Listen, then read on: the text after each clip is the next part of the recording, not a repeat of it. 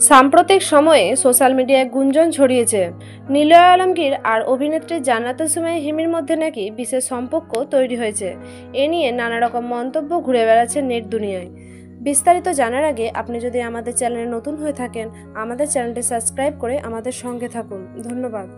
কেউ বলছেন এটা নিছক বন্ধুত্ব, আবার কেউ বলছেন বিষয়টা এর চেয়েও গভীর। ঠিক এই খবরটা নিলয় স্ত্রীর কানে পৌঁছালে তিনি নাকি ভীষণ রেগে যান। তিনি তার সোশ্যাল মিডিয়ায় লিখছেন, মানুষ যেমন কাজ করে তেমনই ফল পায়। এই মন্তব্য ঘিরেই শুরু হয়েছে তীব্র বিতর্ক। অনেকে বলছেন এই কথাটা ইঙ্গিতপূর্ণ, আবার কেউ কেউ দাবি করছেন এটা নিলয়কে লক্ষ্য করেই বলা হয়েছে। যদিও নিলয় এখনও এ পর্যন্ত এ নিয়ে কোনো মন্তব্য করেননি, তবে বিনোদন পাড়া গরম হয়ে উঠেছে এই গুঞ্জনে, আর নেটিজেনদের কৌতূহল তুঙ্গে। সত্যি কি নিলয় ও হিমির মধ্যে কিছু চলছে, নাকি সবটাই ভুল বোঝাবুঝি?